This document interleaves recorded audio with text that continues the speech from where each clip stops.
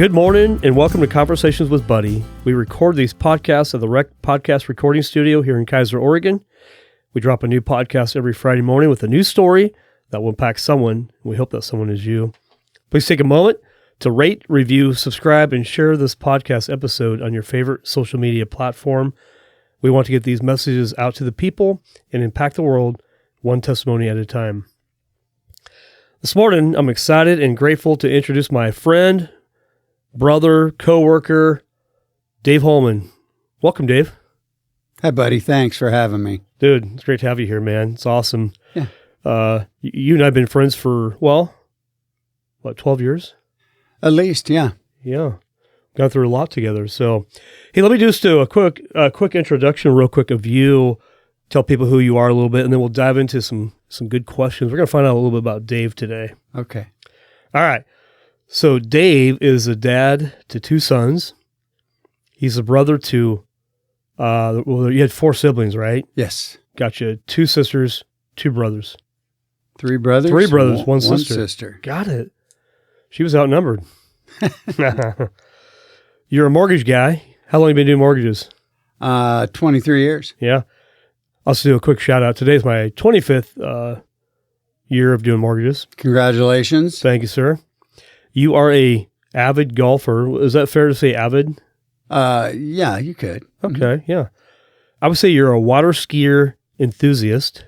Wakeboarder, water skier. Okay, yeah, wakeboarder. Yeah, it's really wakeboarding. We water ski back in the 80s and 90s now. Yeah, I'm good at that. Yeah. Got it. You like snow skiing. You've gone to Whistler and places like that. Bachelor, you spend time in Sun River, so that's cool. Yeah, lots of it. I love to go snow skiing. For sure. Yeah. I can wakeboard a little, but I came back to the snow skis. Okay, so you prefer snow skiing over water. Yeah. Okay. And then your dad was in the Navy till you were 12. I know you guys lived in San Diego, and we'll get into that story. Then you guys moved to Oregon. So, well, let's just dive in a little bit, Dave. Let's hear a little bit about you. You know, let's take it back to those days in San Diego, because that's where life began for you. Is that true? Yeah.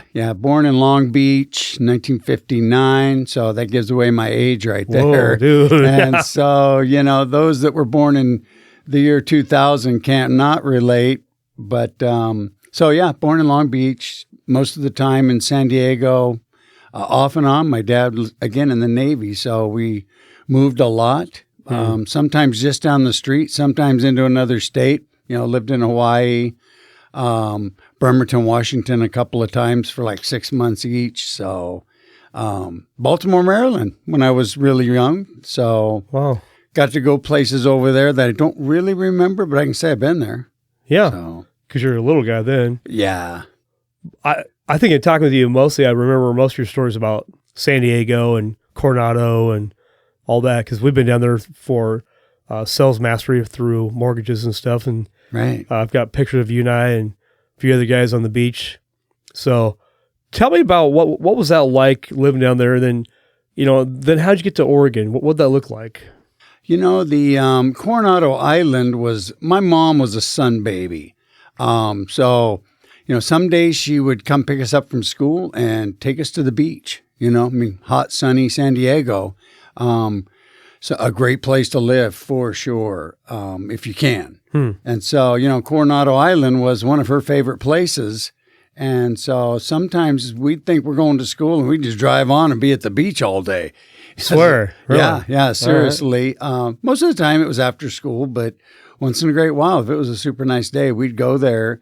And so we'd run on those hot rocks in a 100-degree day with bare feet. Wow. Which you couldn't even think about doing it at our age now. Well, even when I was 25, I think I had tenderfoot going. Yeah. So, but as a kid, it was great to be there with that part. Been to Disneyland, the old Disneyland, 100 times or more. Wow. Sometimes I maybe say 200 times or more, but, probably realistically for sure over 100 times. And California Adventure, since it's been built, probably only a couple times. So, is it something you still like to do? Take your grandkids down there or anything?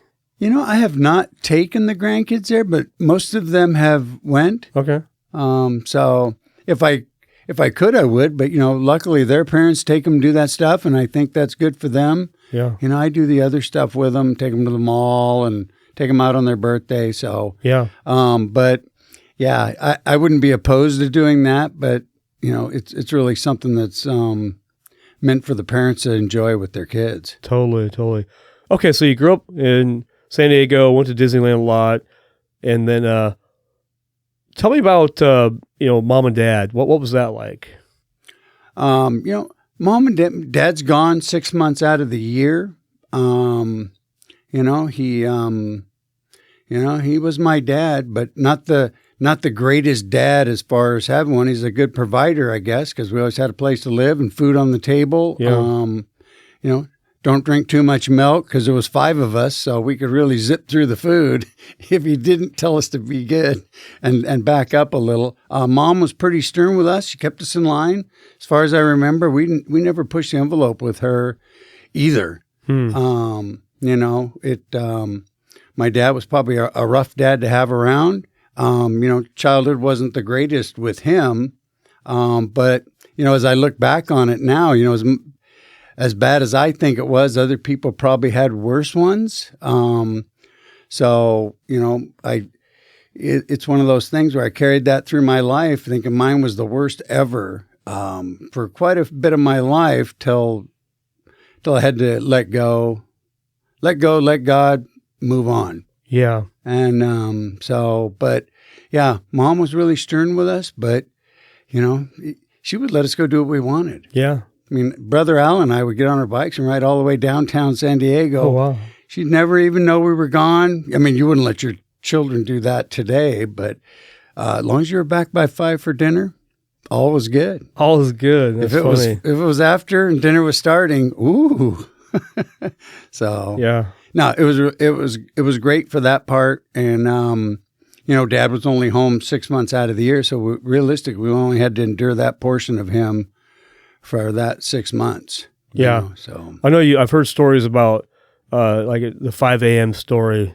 Oh yeah. Yeah. Tell me about that. I want to hear about that. You would remember that part. All of my life, man, oh man, if my dad was coming down the hall, because he was in the Navy, so he got up early, and at 5 a.m. he was coming down the hall, and if you weren't awake, or at least sitting up or something, he'd toss you out of bed. You were getting up. Yeah. Even though you didn't have to be to school till whatever time. So yeah, that stuck in my head forever. Till I was 45, I probably set my alarm, but I remember hardly ever having to because 5 a.m. I could party till 1 a.m. and by God, at 5 o'clock, it was just stuck. I'd wake up. Dad's coming. Maybe a little. Yeah. How old were you when he started that whole routine? I remember as soon as I could start remembering, it was that routine. Yeah. So, like when you were 5 years old, maybe 6, 7? Yeah, 6, 7, a lot of school time because I remember, God, I don't have to be to school for whatever. And, but yet here you were up and at 'em. Yeah. Yeah. I guess it helped later on in life because I was a up and at 'em person. Yeah. I didn't do that to my kid. Full disclosure here is I didn't want to do that to my kid. Because, I wanted them to get up a little bit later with a little bit better rested. Yeah. Made their day a lot better. You changed the trajectory of what your dad did for you and changed that. That's good. All right. So you leave California at some point in time. You came to Oregon. Where did you come to Salem? No, actually, my dad retired in 1972. Mm-hmm. If I remember right about then. And I remember the big to-do for his retirement and all that. And probably first time I ever seen my dad shed a tear. And but no, we moved to Coos Bay of all places because he had a friend that lived there. And first-class gunner's mate on some pretty powerful ships for 20 years. And yet he leaves and gets a job at a gas station as a mechanic. Wow. And in Coos Bay, or North Bend, actually. And we lived in North Bay for just about a couple years. Yeah. And then he got a job at Turner Elementary School as the head janitor. Wow. So in 1974, moved to Turner, Oregon, started going to Cascade. in my ninth grade. Got it. Okay, that's So been in pretty much Salem area ever since. yeah. Okay, so after high school, did you go to college? You get married? What's that look like? I fell into a little bit of the party stage. I was still working. I pretty much worked all of my life. I had some spots there where I didn't want to work because I was having too much fun. But met somebody. Went to Corvallis actually with her, and then she started going to U of O, and I thought, I'm going to go there. And so I signed up, started going there. And then of course my grant money or whatever, I got a student loan. And then, but they called me in the office and said, hey, your dad filed you on his taxes. So you got to pay back that loan. I wasn't there very long either. It was like crazy, but it was really cool because when I was there, it was during football season. So I kind of fell in love with the Ducks, and I'm no alumni by any means, but Kind of are a little bit. But it's stuck in my heart, and been to plenty of games, and went down, took the motorhome down for the fun weekend football games, and you guys did some partying down there too, if I remember right. Some severe partying, yeah. Our good friend, I used to go down with him and a few others, and we'd set up Thursday night for the Saturday game. Wow, you get early. So we were having a lot of fun for several days, and we didn't come home till Sunday anyway. Yeah. So not every time. Sometimes we drive down Friday night and stay till Sunday, but. And you do that for years too, didn't you? Yeah. It was probably 5, 6, 7 years. Yeah. And what was your drink of choice? Jack Daniels was. Yeah. I'd drink 7-7s, but had to take a few half gallons of Jack Daniels with me to make sure I didn't run out.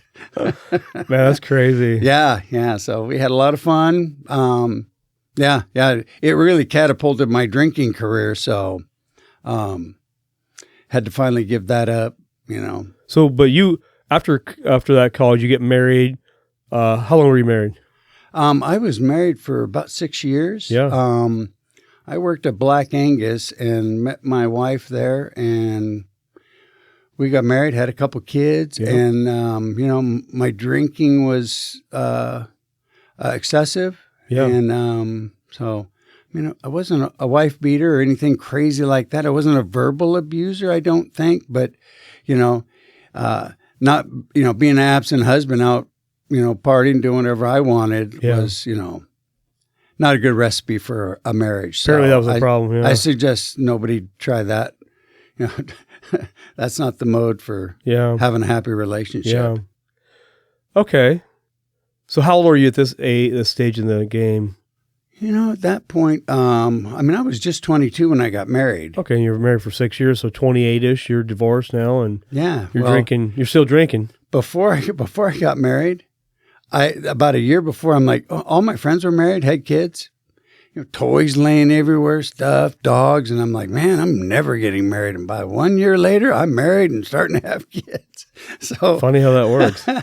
But to answer what you said, about 28, I was getting a divorce with another lady at that time. And, again, she had 2 girls the same age as my boys. So we kind of had the small Brady Bunch thing going. Yeah.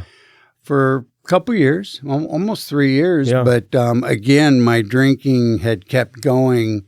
It escalated. And so I was really good at ruining about every relationship I ever had in my life, except for my immediate family members. Yeah. So I wasn't a violent person. I didn't cause a lot of mayhem, but I couldn't have a relationship. Yeah. Anybody, feelings and emotions were not a forte of the Holman house. My dad never showed feelings and emotions. My mom wasn't a super feelings and emotion person. So we didn't grow with those, and I think I didn't have them, and that's probably a crutch for all my failed relationships. So, and here's the deal. You and I met probably 12 years ago. I knew of you, but I know the latter Dave, so we're talking about the former Dave, right? And so, Yeah, you know, I've yeah. been friends for 12 years. We've golfed together for, 7 years. We golf, during the warmer, we're not going in the cold months, but in the No. warmer months from April to October or November, we're golfing typically every Wednesday. Every Wednesday. I know we talked about it the first year, and then we implemented it the second year. We've been on it every year since. I mean, as soon as the weather breaks enough to where we can say every Wednesday we're going to go, we've been doing it, and I've got the pictures to prove But it. yeah, Dave's got 7 years worth of pictures of our group. Pretty funny, but Yeah. you went through the divorce, you're still drinking. When did that finally change for you? What caused a change? Like, something's got to change. What was that? You know, I guess I'll say first that, I was drinking and partying, and I really enjoyed it. You know, I didn't have a relationship, so I didn't have to be accountable other than having the kids. I mean, my wife left a drunk with the kids of all crazy things. Wow. Not that I blame her too much for wanting to get away from me, but, exposing your kids to that life. But I worked hard, provided for them. My brother and I kind of got closer then, and he was a good liaison for me too.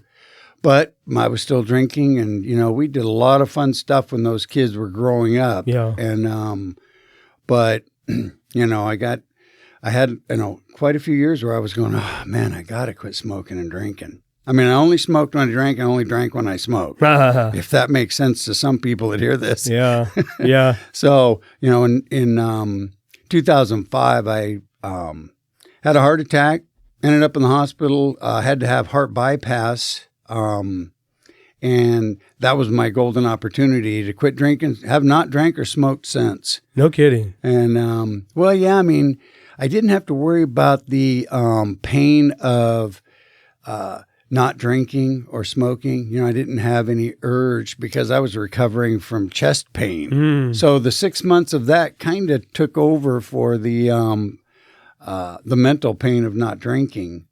And recovered from both of those things, got into a program so to assure myself to never smoke or drink again. Guaranteed no drinking, but like I said, I only smoked when I drank. So, but still, when people are smoking and the smoke will breeze by my nose, once in a blue moon, I've been in sobriety now for 17 years. Yeah. So I've had a long time to fix my inner mental state, my emotions. I've discovered I do have feelings and emotions, and thanks to the program and some mentoring, I was able to bring those to the surface and discover I have some. Yeah. How to deal with them, how to get rid of the resentments I had. I had a big resentments to my dad for the way our childhood went, but like I said, other people probably had worse. Oh yeah. So now that I look back on it, it could have been worse, but. To this day, still working on me, myself, and I to, make sure I try to become the best person I can possibly be, because honestly, I spent a lot of time making myself the worst person I could possibly be. Yeah. Yeah. Now that I see what it was, what I was and what I had become was not a great guy. And so now, 17 years later, here I'm in a podcast with Buddy Puckett talking about my story. And, the person I'm enjoying being today is a blessing for sure, especially for the people around me. Well, okay, so you get into a program and to stay sober, but you also become a mentor during that period of time too. And you're still mentoring people today. What's that look like? That's probably the biggest growth piece in my life is to be able to help others improve theirs. Yeah. I know somebody, gave to me what they, freely what they had. And it's said to give freely to others. Giving back is everything. People say it. Some people do it monetarily. Some people do it physically. Some people do it mentally. All of these things that we try to give back to, mentoring other men, of any age. We don't, in sobriety, we don't we don't get to choose their age. If they want to get sober, we work with them on becoming the best person they can be, without getting inebriated. Drugs, alcohol, all of those things, relationships. Yeah.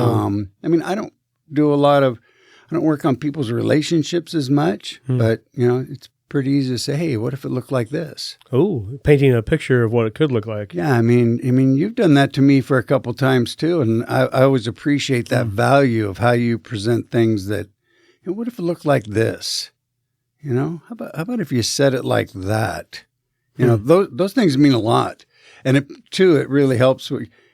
I've learned the ability to pause when agitated. I got to.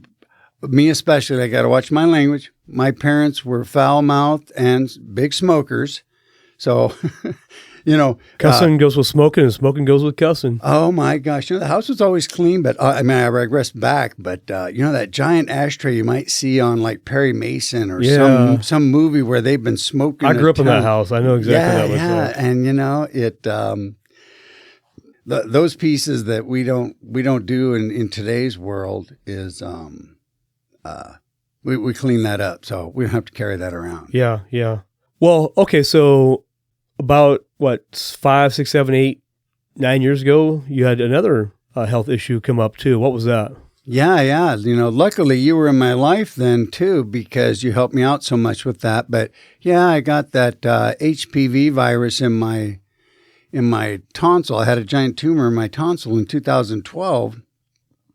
And so I had a couple years of cancer where they had to cut that out, radiation, chemo radiation, and, nothing to this day. So, it was 2 years off of work, which, I say again, you were a blessing in my life to help me, keep my business somewhat afloat so that when I came back, I had a little something to come back to. And, those health issues were probably calming pieces to my life, because I really got a chance to, be alone, realize life is precious, love the ones around me, and realize how important it is, and, that it could end any time. Whereas I lived most of my life thinking, I'll never live to be 25. I'll never live to be as old as that guy, 40. Now how old are you right now? Well, now I'm 63. 63. Yeah, 63. And what you said, you came in this morning, you played basketball last night for what, 2 hours? 2 hours, yeah. Yeah, I don't know 63-year-old guys that do that. That's crazy. Yeah. So whatever happened in your past life doesn't mean that's the future. You can change things. You can stop smoking, stop drinking, get in shape, create better relationships. One thing about you too, Dave, is I know every night, in fact, you can talk about it, but what do you do every night before you go to bed? Oh, wow. I guess I'll tell that start because it just takes a couple minutes that, my mentor told me way back when is, every night I want you to write down at least 2 or 3 gratitude, make a gratitude list of at least 2 or 3 items. I'm like, okay. So I started doing it. It was kind of, scratchy, grateful to be alive, grateful for, the few things. And then it really expanded to where, I started writing down meaningful things instead of just, hey, I got food tonight, we went and had pizza, whatever. But I went to Washington to visit relatives, was in this very cheap room. I just thought, I'm only going to be there. I won't even be in the room for very long, So I just took the cheap, no pad of paper and no pencil. And of course, I didn't take one with me, not thinking about it. So I pulled my phone up, sent myself an email with like 5, I believe it was 5 things of gratitude on there. Yeah. Well, gosh, so I got to do that. It was like 11 o'clock at night. Well, guess what? I saw the first thing in the morning because I'm in the mortgage business, of course. So, you open up your email, you see all these other podcasts that I watch in the morning and these mentoring people. And so the first thing I see is my gratitude list again. I went, ooh, it really clicked. So I've been doing that ever since, every night. For how many years? Let's see, that would have been 2013. I think I started that. So for 14. 10 years maybe. 2014. Yeah. Okay, 10 years. Yeah. I mean, I was doing the written part Yeah. for a while, and I would miss some. If I was somewhere and I got busy, but I was fairly diligent. Yeah. But once I clicked the email thing and started doing it that way, I've been diligent with it ever since. Wow. It means a lot. I share that with my sponsees. Yep. Because I think it's a huge piece to have gratitude. Yeah. You speak of it a lot. I think of it a lot, and I speak of it a lot nowadays, that how important it is to have gratitude. I get to share those things with my grandkids too, because all of my grandkids have never seen Dave Holman drunk. Yeah. Praise God, man. They don't know. They don't know what that looks like. So the blessing is I get to share my today's life with them, and maybe be some form of a mentorship to them as they grow up. And so I spend a lot of time with them, but they go on my gratitude list a lot. Yeah. And I do a lot with the grandkids. I mean, one's going to turn 21 this year. My oldest one's going to turn 21 this year, and that kid's been boating with me since he was, a little tight. First time he got on the boat, I bet he wasn't even 2. Wow. Wearing his SpongeBob SquarePants. Are you vest. Are you Papa Dave or Grandpa Dave? Papa Dave for most. Yeah. I think the oldest one calls me Grandpa. Yeah. Yeah. That's a pretty cool relationship of what you have with them. Yeah. And you couldn't have done that if you were still drinking and smoking. No way. Yeah. I mean, I firmly believe that, my attention would have been elsewhere. Yeah. Because, when you drink, you mold your drinking around your life until it accelerates into where you mold your life around your drinking. Yeah. And that's when I kind of knew that. I don't know when it did it, but when I identified it, that was happening to me, that's when I was going, man, I got to quit drinking and smoking. I got to quit drinking. I said it to myself a lot of times, and then finally, God did for me what I couldn't do for myself. Ooh. And that was throwing me in the hospital with heart bypass. And that'll wake you right up. Yeah. Yeah. I mean, I had the want and desire to quit, but I didn't have the capacity. So God did for me what I couldn't do for myself. Huh. Yeah. Yeah. How often does pain come in our life and we're like, oh, maybe we're frustrated, but that's exactly the medication we needed to make the change. Yeah. Yeah. I mean, my golf game is that piece. Yeah. I'm humbled that anybody needs any humbling, just take up golf. Yeah. Yeah. Yeah. Just call Dave and take Dave out golfing, and it is funny. Golf is very humbling. You and I know that. We do. Yeah, we do. We do. But it's been a great life, not to say that only the last 17 years have been stellar, but it's been quite the journey. Especially, part of my gratitude list always is the ability to be able to have changed my life for this new adventure, and to be available for others. Yeah, yeah. As you said, I've mentored a lot of people into a great, what looks like a better life. Maybe not Guaranteed. Always great, but definitely a better life. Be able to handle life on life's terms. Yeah, isn't easy for everybody. Yeah, and it doesn't matter if you're in sobriety or not. The world doesn't stop coming at you. Right. But when you're drinking, you can drink it away for a day or two. Yeah.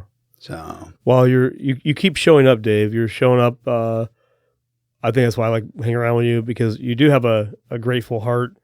You do have a good attitude. You do want to have fun.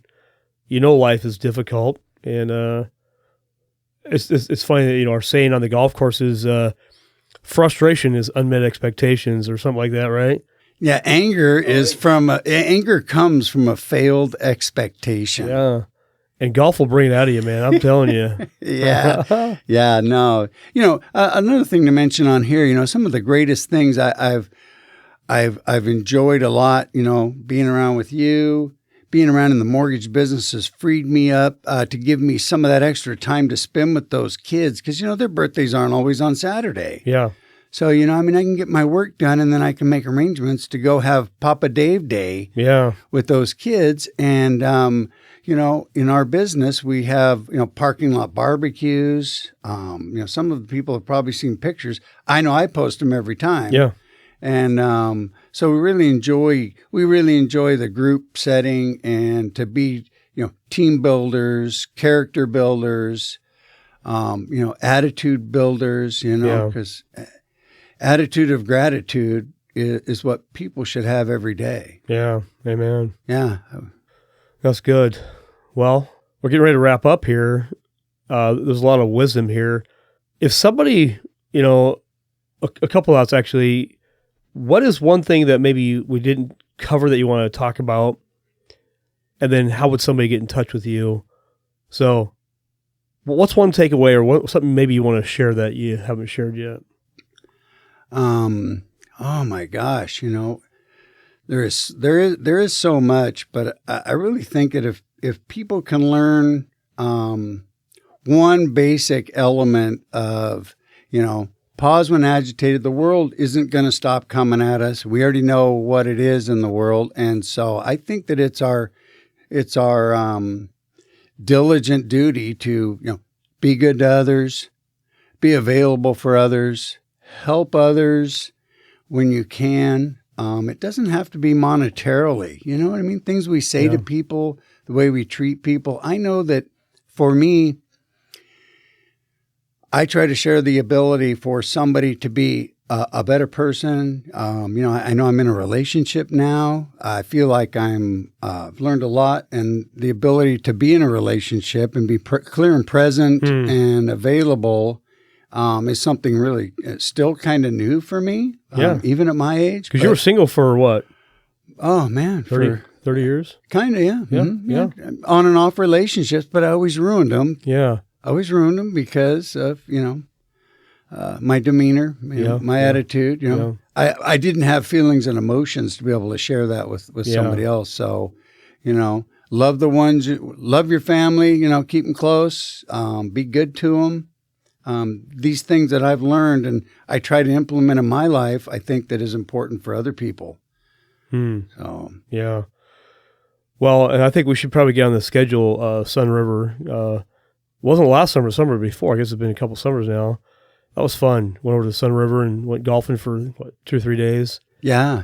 Played a couple of different courses over there. There's some new ones that we need to get over and play. I agree. It's, I got to get back to my fly fishing too. I've gotten away from it for so long, but I'm not really a big fisherman. I'm more of a catcherman. So if you're not, if you're not catching, but I love the solitude of being able to fly fish for just a couple hours. Yeah, I'm not really a solitude guy.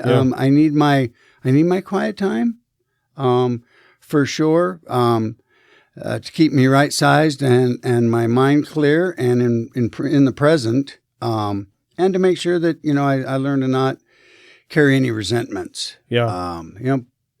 Resentments don't have to always be gigantic. The little ones can fester into big ones.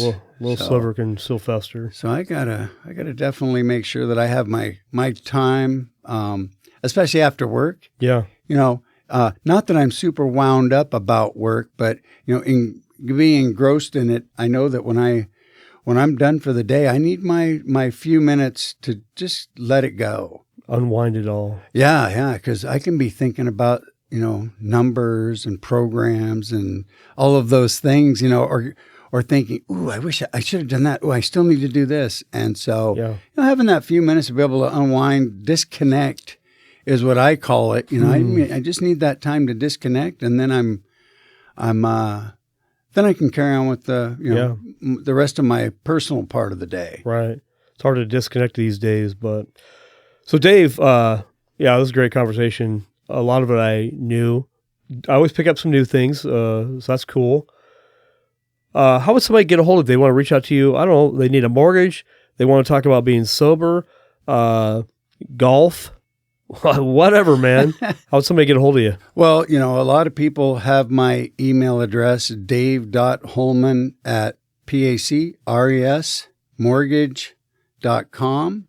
That's my email. Yeah. I don't mind anybody sending me anything. My cell phone is 503-932-5209.